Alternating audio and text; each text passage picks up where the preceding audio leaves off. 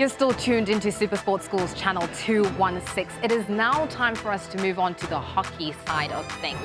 Now listen, I've got quite the table here with me. This panel is very esteemed. We've got Hope Poloba, who is the husband coach, and get this, this is everything that she does. Social media manager, social media designer, and then on top of that, she's a Griffin hockey ambassador, and so she's very in the know. And then next to her is Kristen Moodley, who is the St. Albans College senior deputy headmaster, and has all knowledge in terms of South African hockey, as he's been very involved in that for many years.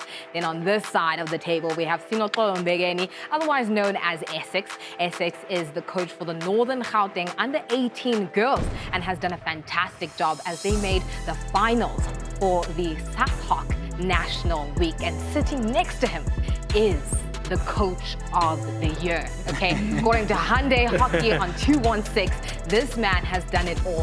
He has been able to take 31 matches, win 29 and draw 2. I don't know if anyone else has stats like that, but that's absolutely amazing. And then on the way, picked up the Aiken Cup. It is none other than Sia Sikyana, old boy from Dale College. How is everyone feeling being here today? Yeah, fantastic to be part of wrapping up an incredible year of hockey. It's been great catching up with Sia, Essex and Hope before the show, and just talking through what's been an incredible year in terms of how we've been able to move hockey forward thanks to Hockey on 216. Definitely. I mean, this must be so real for you. I know that you're heavily involved in the hockey, so these are familiar faces in terms of having played and now being able to see them be outstanding coaches. Wink, wink. So I think it's time for us now to jump into our first athlete of today. We have quite a lot of outstanding players, but all the way from Sax, we have to talk about Ulita Cray. How are we feeling about the way that he's played this season? Ulita Cray, I think, generational talent. And when we speak of Lita, we always think of the two brothers because he's a player that's at that level, and we think he can even maybe surpass them going forward. He's got very good goal-scoring abilities. He's a drag flicker, and he's physically strong and quick. I think incredible. Lita is in a class of his own as a player. He just seems to have time on the ball. He makes space. He's the type of guy who's played in the national under-21 team, so incredible amount of experience. And amazingly enough, has still got another year in the Sax first team. I mean, we were just talking about what that's going to mean for Lita and for Sax next year, but an incredible talent. I think the Western Cape has produced some incredible players in the two Kasim brothers, and I think Lita is hot in the wings to play at that level as well. No, definitely. Besides that, he's only 18 years old, playing at under 18 national IPT as an SA under 21 player, and coming back from Indo World Cup. What more do you want at the age of 18? So, big ups to him. Meddling as well, let's not forget. Put some respect on his name. And then, of course, it's time for us now to jump on to the girls' side of things. We have Leah du Plessis. How do we feel about the way that she's done this season? Very good player. I think she's had a good season playing in midfield. Performed well at Renish, being consistent for the last 2 years that she's played in the first team, if not more. Over 100 caps. She's been very good. For me, goal scorer, if you can score goals in the girls' game nowadays, you're a big asset in the team. And besides that, she's so, you can play anywhere. She's played outside back, she's played outside midfielder, and as you mentioned, goal scorer, and she's someone that you want in the PCs, in the set pieces. She's definitely going to convert. So, very talented player, and I'm very excited to see where she goes. As we all know, she's heading up to under 21 national, to the Junior World Cup, so I can't wait to see how she's going to play there. No, definitely. And Sia, what do you think about the way that Leah's done this season? I think with all these players, the biggest thing that they have is their BMT, like being able to rise in big games. And she's also shown it a bit at the all girls, big games. And big games need big players. And we forget, if I'm not mistaken, that Renish were unbeaten as well, other than in shootouts at tournaments. And she was a big part of that, And so we're talking about the first two players that we've spoken about are both playing in unbeaten teams. I mean, that's incredible when you consider the talent and the depth that South African schools hockey has at the moment. And just to add to that, then, we definitely have to speak about Ethan Kapanda. Coach, I'm going to need you to keep quiet.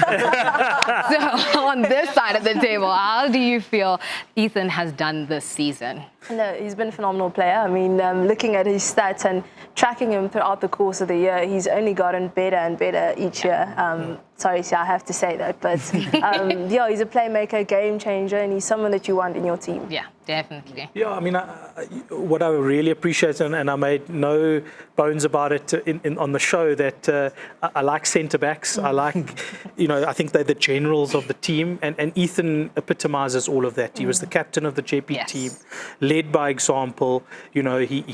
He stood up in those big moments like Sia spoke about with the BMT. But all in all, I think in a JP team with a lot of youngsters, only 4 matrics, it needed a leader.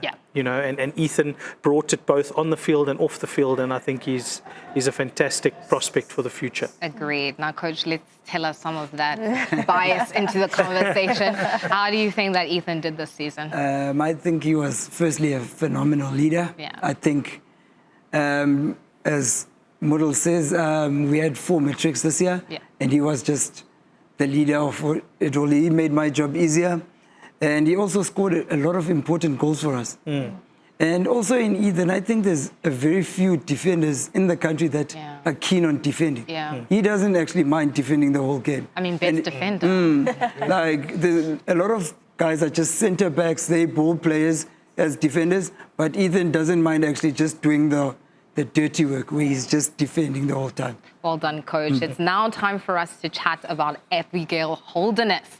Abigail has done a fantastic job this season. Hope, do you want to speak to how she's done? Yeah, her name, I get so excited because I think she's such a talented player, and having over 100 caps for her school and over 100 goals this season alone is phenomenal. And Essex, you mentioned earlier that every team wants a goal scorer. So I'm very excited to see where she heads on to, what's her path looking like forward. But she had a phenomenal season. She's a game changer, playmaker with her sister there in the middle.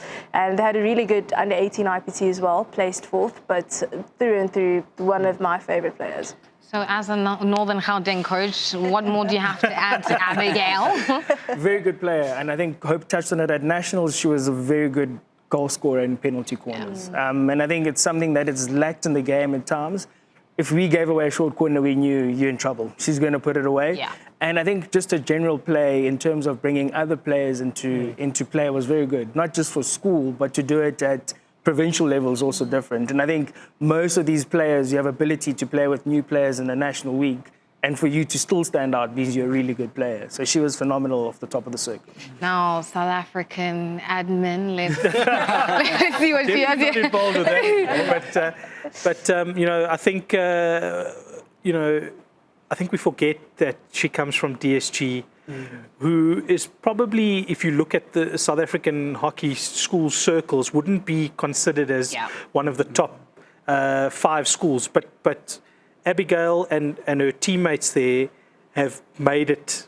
They're a team that can beat anyone in the country. And I think that's so fantastic for Makanda. I think it's incredible for Eastern Province that they're so competitive at IPT. And I don't think we quite understand the influence she's had for hockey in that town. If I'm not mistaken, she was able to help them place 4th this year, which is absolutely outstanding. Incredible. And including them in the conversation, essentially. Usually it's Gauteng. So it's nice to see that things are starting to change about. To my esteemed panel, thank you so much for joining me today. Did you guys have fun? I really enjoyed it. Yes? Okay, good. I can't wait to see you all on Hockey on 216 once again. Coach Sia, another run for Cares, I'm hoping. And hopefully, no pressure. And then just to go through the names that topped the rest when it came to hockey, we had Lita Cry, and followed by him was Leah Duplessis, as well as Ethan Kapanda, and lastly, but certainly not least, Abigail Holderness.